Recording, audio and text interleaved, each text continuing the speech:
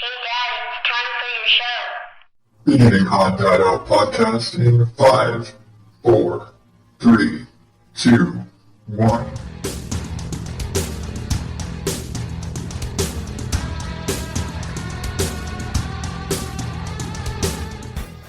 Welcome to the Odd Data Podcast, show about any and everything all at the same time.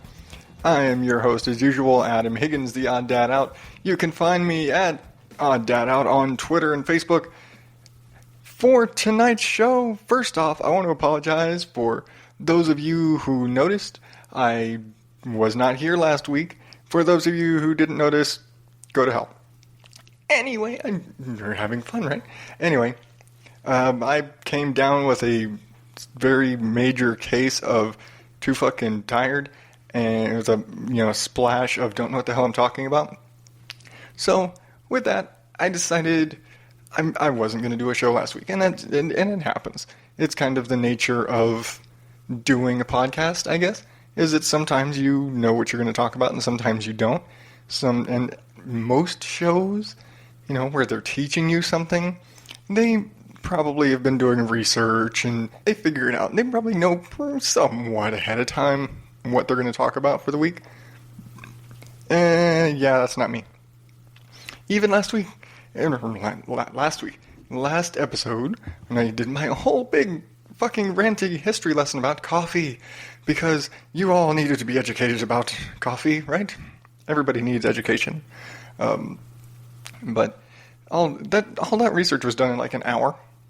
It took me longer to type up all the bullshit on the fucking thing than it did to actually do the research. It mostly click, oh, yep, same fact. Oh, yep, same fact. That being said, I came into tonight without a fucking clue, which I do most nights, I guess. But tonight, I've been, and it goes to kind of why I didn't do a show last week and the whole don't know what I'm going to talk about, is that through the course of my week, I have 1,000,001 ideas for, yeah, this would be a great show, I should totally record this, or this is what I'm going to talk about. And by the time it gets to sitting down in front of the mic and recording and doing all that stuff, it all escapes me, it's all gone. And so I kind of lose it. And I sit down here and I start getting heavy-chested and choked up, and which is still an odd thing.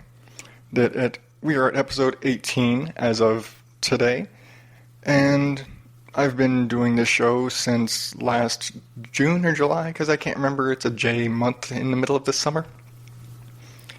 But in all this time, I still get choked up. I still get nervous. I still get heavy-chested, and I'm just like, oh my god, I'm going to die. I'm going to have a heart attack. Okay, I'm not going to have a heart attack. If I have a fucking heart attack at 31, I'm going to be furious and pissed and all sorts of other not happy emotions.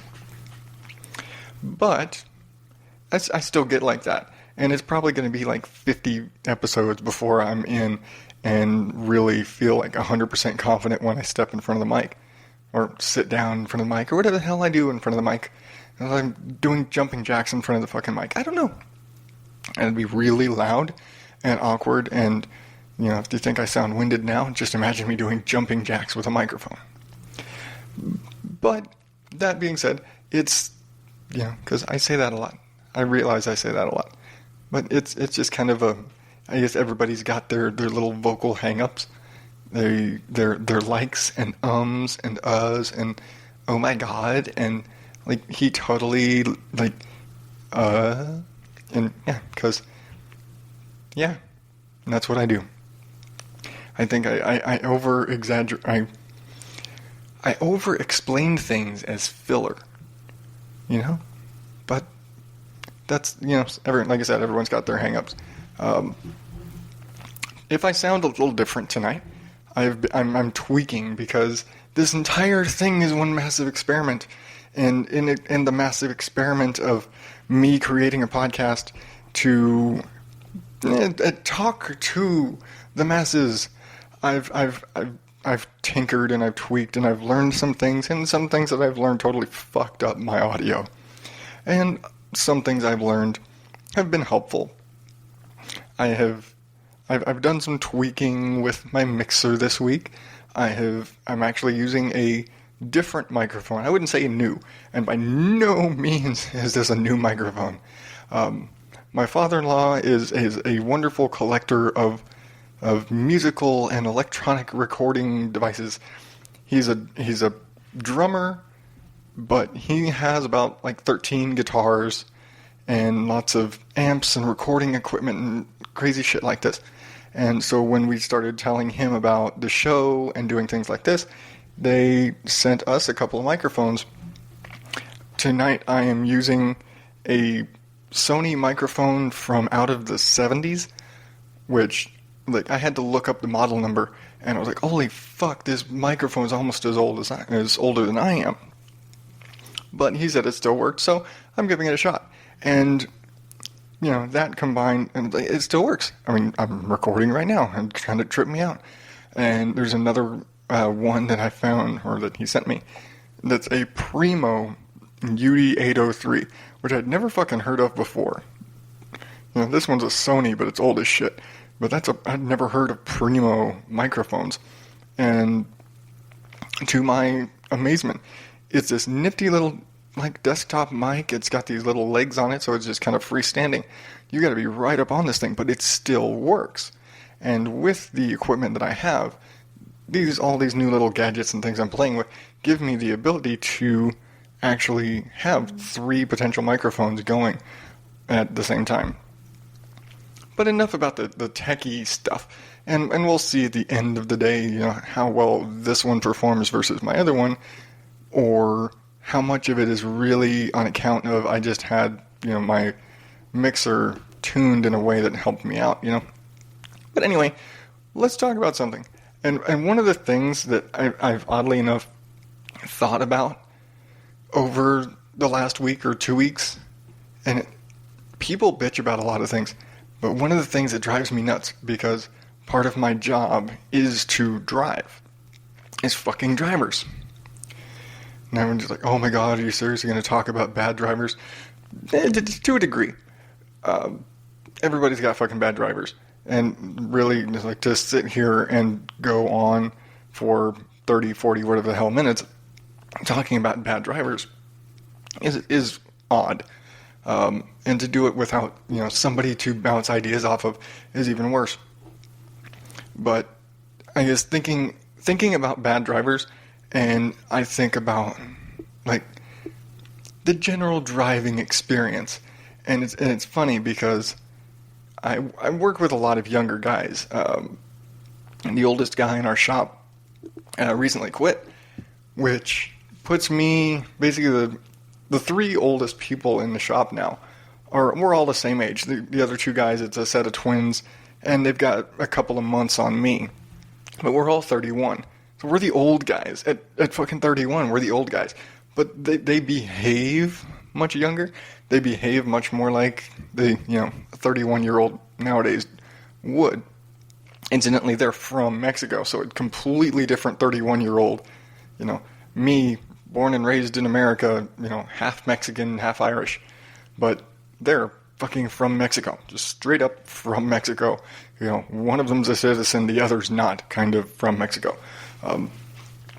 But so I mean, culturally, they're a little. I mean, they're cool guys. You know, they're great. You know, of the few people, if I could say I have any friends at work, which I don't really, but if I could say I had somebody that I'd say were friends at work, it'd probably be them. I've known them for years. I'm really cool with them. That being said, they've got 2 other brothers that we work with. Looking at all the people that I work with, it gives me a perspective on how people view cars and driving, and where I've got these 4 brothers, all very different. I mean, you can always say, you know, oh, everybody's different, but when you're in a family, you do have a lot of tendencies. You do tend to have those similarities, even in something as simple as your driving skills and your driving style. What do you do? How do you behave? How do you act? And it's really funny to me where in this family, everybody's so fucking different that I dread, no matter what the case, I dread driving with any of them. Because regardless of what unique abilities or unique style of driving, they're all fucking maniacs. Probably the one that I can't even say that I'd be confident in driving with the youngest brother, strictly because he's got really bad fucking luck with cars. He is one of those guys who he drives a piece of shit because he wants to fix it up, but every other day something's breaking. And he wants to make a race car, and because, I can't believe fucking guys still do that. But he wants to have that, import tuner shit like Fast and the Furious, like that shit's still popular. And for all I know, it is. I'm old and shit. And it's like I'm an old geezer as far as that shit goes. I haven't been in that scene since my brother was in that scene back when we were just out of high school. So for all I know, the stupid, Japanese tuner drag race bullshit is still going on. It's like a lot of the guys at work will do that, and because our office is on a nice straight road and off the main drag, and nobody really messes with us down there. It's mostly industrial stuff. So they'll drag race down the street in front of the shop, but they're driving pickup trucks and fucking Jeeps and shit. And it's so fucking stupid, and I just don't understand how why? It's so dumb. I've never understood the expense that people go to for a fucking car.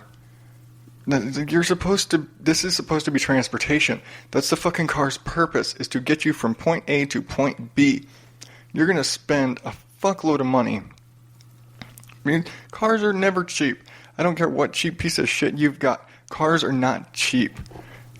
These guys will all go and spend like stupid amounts of money to fix up their cars. Like the twins both drive like tricked out fucking pickup trucks with fucking lowered suspensions and big grills and all the chrome shit up the ass. I was like, you bought a brand new fucking truck, and you just dumped like 10 grand in bullshit on top of it. It does nothing for your car. It doesn't add value to your car. And because and both of them have families, they have multiple kids. They're like me. I mean, not as much like me. I need a fucking minivan. But they've got families to take care of. They got families to transport. And they drive essentially vehicles that are about as inefficient as you can get. It's like, when you've got more than one kid, you can't have a single cab pickup with, a drop kit and spoilers and all this and bullshit like this. And then it's a dumb idea to spend the money. I've never in my life understood the tuner culture in any way. Especially when you're somebody who lives paycheck to paycheck. When you need that money.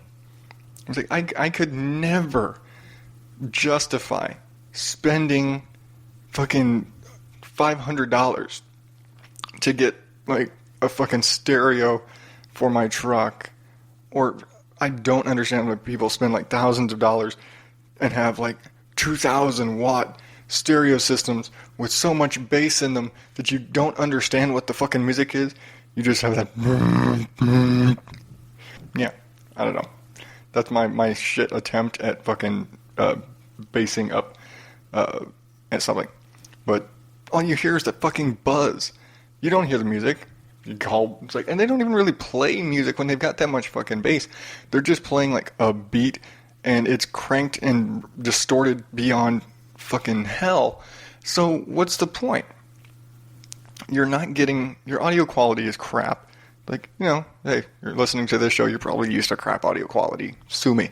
But you're listening to generally whatever music, air quotes, you're putting through that system comes out sounding like shit.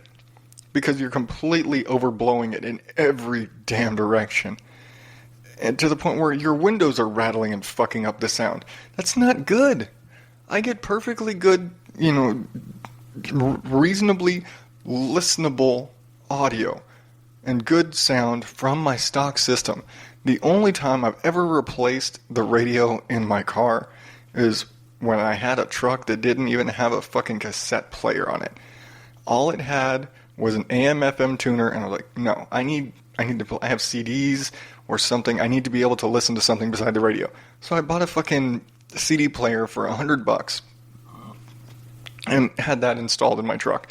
That's it. That's the only time I didn't put a fucking subwoofer or any of that bullshit, because you don't need it. I've never understood those things of why, or those guys who rip the back seat out of their car and put a box in there with all these you just made your fucking back seat useless. What the fuck? No, you have a back seat, damn it. Or they'll put it in their trunk. Now you can't fucking do anything. You are disabling the capabilities of your vehicle for the sake of having more speakers. It's dumb. It's dumb. It's dumb. I hate it. It's dumb. My brother thought about doing that, but he's practical enough to not fucking do it. He might upgrade his stereo, which I don't think he's ever done, actually. But he might consider putting in a better, actual head unit in his car. But that shit would go in the dash, and it would look like it belonged in the fucking car. Yeah, and that's just if, like me, he just didn't have a radio that had the capabilities that he wanted. It's not about having a 1,000-watt fucking amp in your car. But enough about radios, because there's enough stupid bullshit that people do with their fucking cars. One of the guys wanted to put fucking Lamborghini, the fucking, they're not Goldwing doors. Goldwings are like the DeLorean shit. But everybody knows what fucking Lambo doors look like, because Lamborghini puts them on everything. But, yeah, he wanted to put those on a Nissan 350Z, which has got, fucking body kit that looks like it's held together with rubber bands. And he puts so much money into this fucking car and wrecks it, or his brother wrecks it, or fucking blows something. And it's one of those guys, you hear him start up his car, and then he fucking stomps on it and revs the fuck out of it. And you're like, was that necessary? It's 3 o'clock in the damn morning, man. You don't need to be waking up everybody just by turning on your fucking Nissan. And then we'll peel out of the fucking parking lot like an asshole, because same principle. People who do that shit who rev their engine immediately will peel out immediately just because they want to show off, because it's all fucking compensating. And yeah, for me, not saying anything, but I'm not going out there doing shit like that to try and compensate for anything with my fucking car. I would love to have a huge truck. Why would I love to have a huge truck? Because I'm fucking practical. Because if I get a huge truck, something like a King Cab, something, I would love an old pickup truck, like a 80s, Ford long bed with the King Cab, where you got 4 full-size fucking doors, where you got a bench in the back seat that you can seat at least 3 adults in, and a bench in the front you can seat at least 3 adults in, where you got a pickup truck that will seat 6 legally and comfortably. That's what I want. An old, seriously capable truck. The problem with that being is a truck that big and that capable would be so fucking terrible on gas that it's not worth it. I'm practical, remember? So this means that if I have a truck, it's got to be good enough on gas to justify the expense of having the truck. And nowadays, truck means low on gas. It's a trade-off. But I'd rather have a truck that gets 16 miles to the gallon rather than 16 gallons to the mile. So that's your trade-off. But it's not some crazy, I'm going to show off, look at how big and badass my truck is, and growling fucking... No, I'm not fucking doing that. I might occasionally rev the engine in my van, but that's because sometimes it has a little bit of trouble kicking over. And that's more probably because I need to clean my injectors and shit like that. That's maintenance. That's not showing off. And it's just, I guess, stupid behavior bugs me. And people get they do weird shit with cars. I don't know what it is. I love cars. I love trucks. I love motorcycles. For all the shit my wife gives me about me being really effeminate and so super domesticated, I love cars. I love motorcycles. I've taken apart my fair share of mechanical things. I do my own maintenance on our cars. I've done the brakes on our cars before.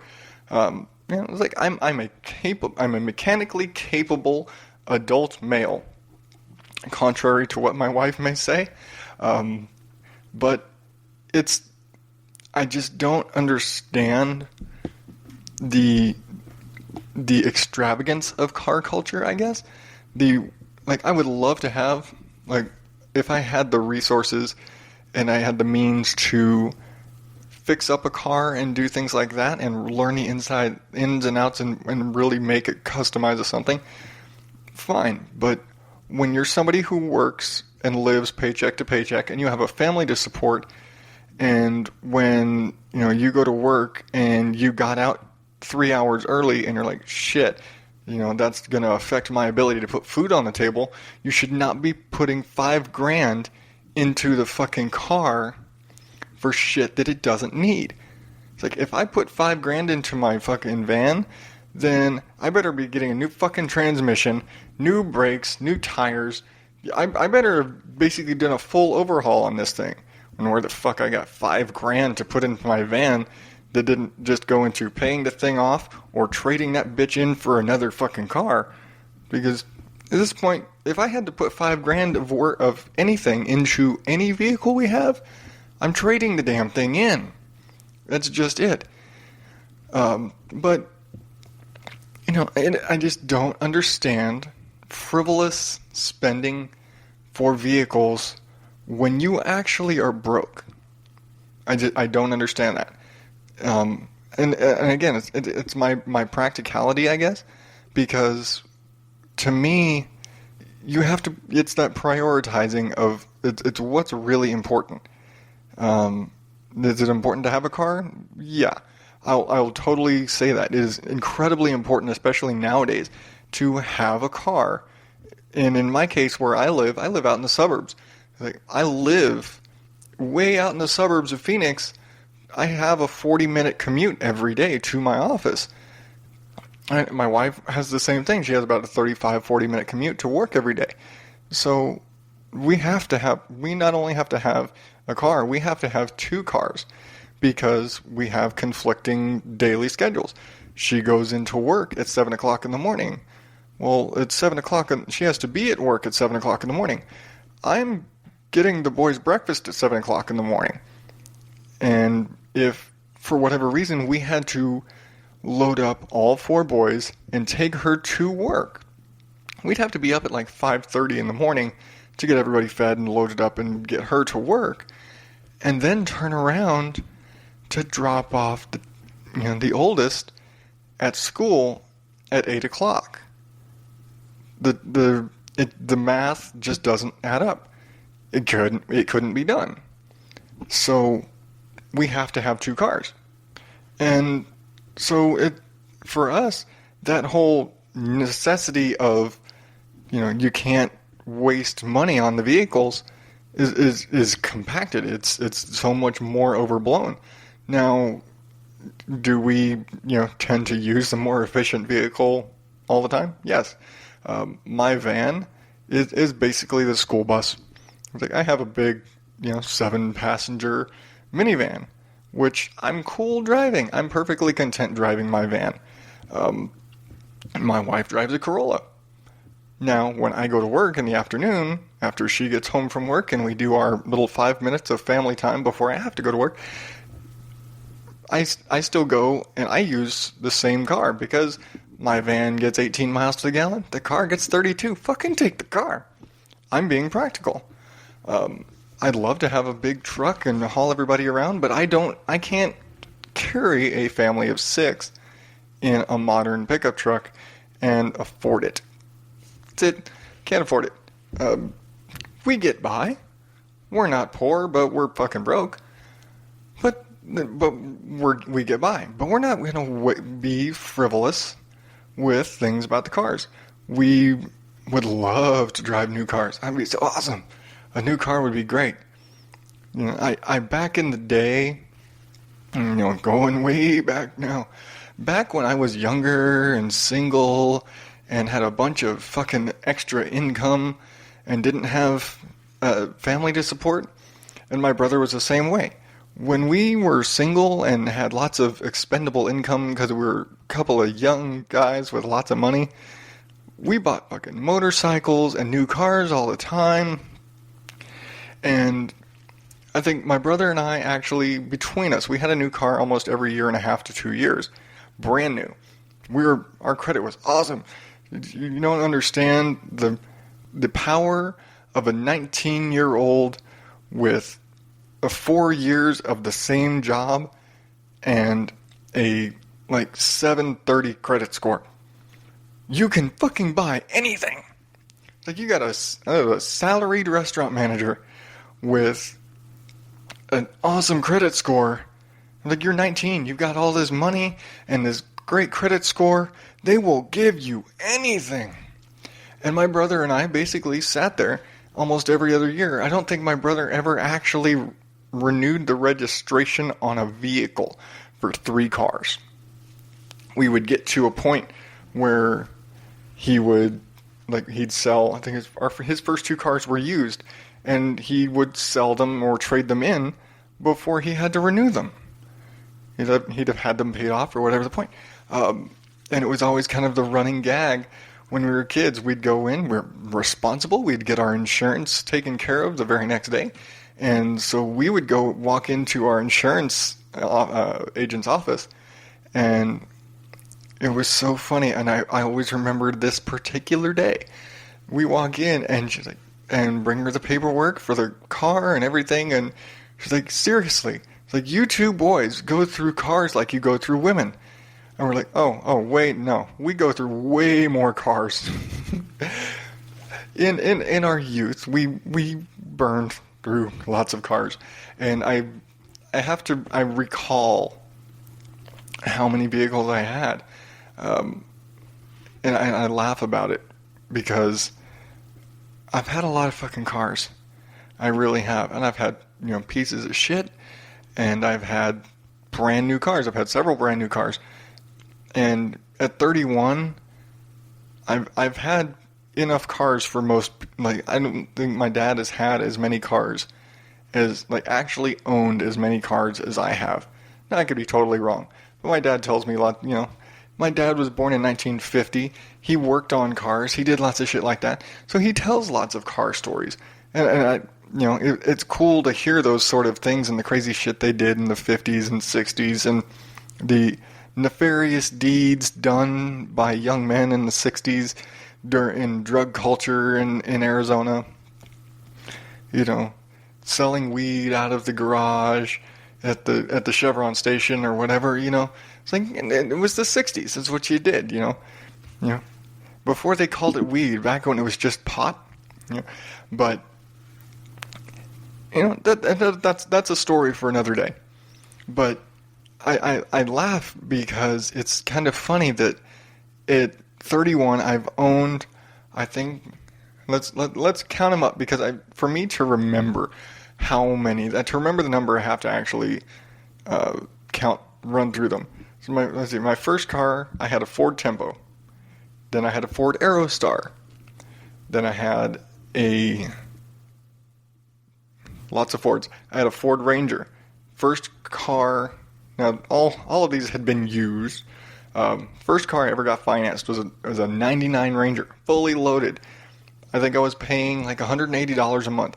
Now, I was 17 when I got this truck. My stepmom co-signed for me on it. And so, I was like, great truck. I loved this truck. And I look back now thinking, damn it, why did I get rid of this truck?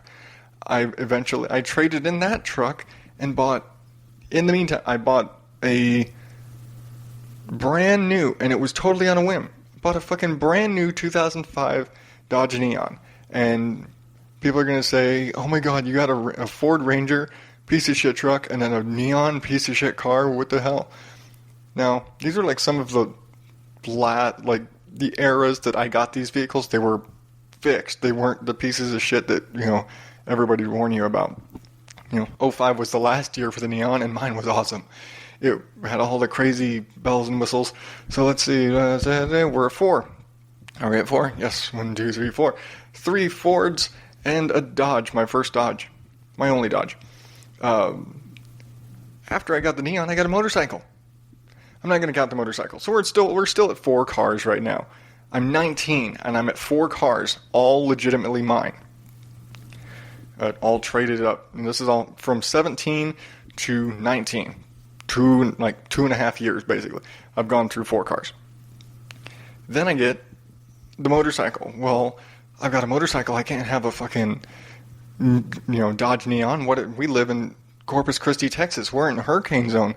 What if there's a storm come through? I can't get out of town I can't get my bike out of town on a fucking Neon, so I guess I got to get a truck. Then I get a fucking, it was an Isuzu I-290, which for those of you who are car people, it was basically a Chevy Colorado. Little work truck. That's basically it. And so we're at 5. I'm now 21. It was It was an 07. So yeah, 2 years. So I'm now 21. I have a I'm at 5. I have a pickup truck, and this was the last car I had before we moved back. I used this truck to move out to Arizona. Then we traded my truck for a 2011 Toyota Corolla, which we currently have. And then traded my wife's car. So that's 6. Traded my wife's car for my van that I currently drive. That's 7 cars, all with my name on them. And I'm 31 years old. Now this is over, when you do the math and stretch it out, it's over 15 years. That's 7 cars for a guy who's 31 years old. All legitimately mine. And half of them were brand new. But there was a practical reason for every purchase.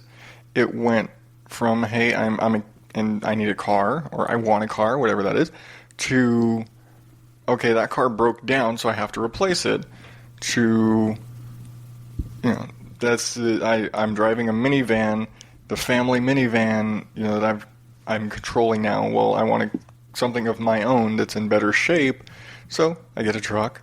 Well, I'm co-signed on this, so let's trade that in so I'm not co-signed and it's completely mine. To, I've got a utilitarian function to have a truck again, so let's get another truck. Well, now I've got a family, that truck's not going to handle it. I need a family car. Oh, I've got a bigger family, need a bigger family car. It always had a purpose. It was always practical. It never, even the motorcycle. At the time I got the motorcycle, gas was in, $4 range, and it cost me $10 to fill up the bike, or it cost me $100 to fill up my truck. It was always a practical decision. It cost me as much money for insurance on that bike for a year as it did to fill up my truck for 2 weeks. So yeah, I made the practical decision in every case. And there was, the most I ever did was buy fucking seat covers and shit, and shit like that for any number of the cars. I never went out of the way because it doesn't make sense to spend that much money when it's not doing anything for you. I work day to day. I pay my bills. We work paycheck to paycheck, and that's fine. The financial people out there will tell you that, oh, that's no way to live. And it's like, hey, that's how most people live. Most people go to work, they get their paycheck, they pay their bills. Maybe they save some. And yes, you should absolutely be trying to save money every week, every month, every paycheck, every whatever. But most people can't, and that's just normal. But if you are one of those people who lives like that, like most of us do, you shouldn't be wasting fucking money fixing up a car that there's no reason to make a tuner vehicle if you can't put food on your table. You should not be buying a new body kit for your fucking car when you are about to have your lights shut off. I don't understand this mentality. I've known so many people that do that will make the stupid purchase, who will spend the time and the energy and the money to do ridiculous things when they could be paying bills. When they'll put the new body kit, or they'll put the new they'll get the new wheels for their car, but not be able to afford the gas for the fucking car, or not be able to afford the insurance or the registration or all of the normal things that you have to do to be a responsible automobile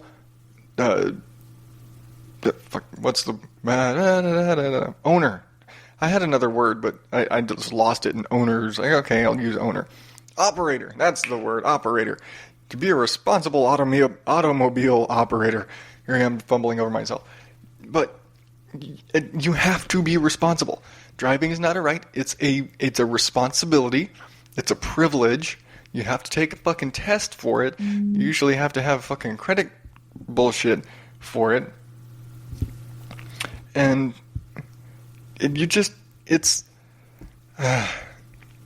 people shouldn't be allowed to drive if they're going to be that irresponsible. That's just me. I'm a dick that way. I kind of feel like people shouldn't be able to do a lot of things if they're going to be irresponsible. Driving is one of them. Because any idiot can pass the fucking driving test. Evidence. Go out and fucking drive. Go out and see how stupid people are when they're driving. But I think a certain level of responsibility is required to deserve to be on the road. Unfortunately, most people out there are just not very responsible. It's kind of a sign of the times thing. It's a millennials thing. People are coddled and babied and told they can do whatever the hell they want and go out and do what you want and what makes you happy and damn the consequences. But people need to be held responsible, or people need to understand that it's fine and dandy if you want to spend $5,000 souping up your car after you pay your bills. Don't get evicted because you just bought new tires. Don't sit there in the dark while your family is starving because you just had to get that new spoiler. And this is one long ranty car topic in a string of thought about lots of things, stemming from people are stupid. Fundamentally, people are stupid. But this is one very long, drawn-out example of people are stupid. And I guess it's kind of me saying, oh, all you dumb young kids, you're stupid youngsters, and I'm so much smarter and older. And it's not saying that I'm smarter, it's saying I'm practical and reasonable. And I've said before, my mom always told me I was the oldest 10-year-old she'd ever met. I've just always been that way. I've been wise and practical beyond my years, which sucks to a degree when you've always got that kind of old man practicality mindset. But at the end of the day, it means that I do shit in a logical way. That I'm not going to blow my money on a car when I have to buy food. I would much rather be able to buy ice cream than new tires. Especially when I don't need them.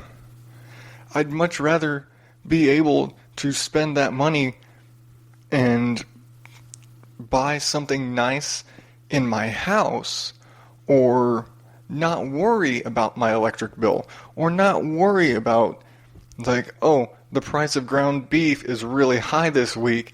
I don't know if we're going to be able to, cover all the groceries. I don't want to worry about that because I've souped up my car. What's it going to do? What good does it do you? Like, oh, I'm going to go drag racing. Oh, so you can blow your engine, strip out your tires, you know. Oh, I'm going to sit there and go do donuts in the parking lot down the street. Like, oh, great. So now you're going to have to go spend $400 for fucking tires because you are a dumbass. I don't understand that stupidity of people. But, again, that's just me. That's my overwhelmingly, unfortunately, old sense of responsibility. But that's kind of it. Is that I guess I'm too old for myself, and as such, I find people my age typically dumb and too immature for me to socialize with. That's probably why I don't have any friends. Yeah, that's probably a big part of it. I don't have friends because people are stupid and I can't stand to deal with stupid people. But, you know, that's kind of a story for another day, I guess you could say. But in the meantime, don't be so stupid. And on that note, I think we're going to wrap it up tonight. I think I've lectured you enough for this week. Don't be stupid. Act with your brain. And if you don't want to act with your brain, find somebody to teach you how. Because this is suddenly an educational program. I'm teaching you how to think. And it's like, fuck, I thought I'd listen to the show so I wouldn't have to think. Well, I'm teaching you to think. I'm teaching you about coffee and responsibility and other such things like that and sort of things. Until next week, I am Adam Higgins, the Odd Dad Out. Follow me on Facebook and Twitter. And if you think the show is worth anything, or you just feel bad for me, donate on patreon.com/odddadout. And I will definitely see you next week. Thank you, and good night.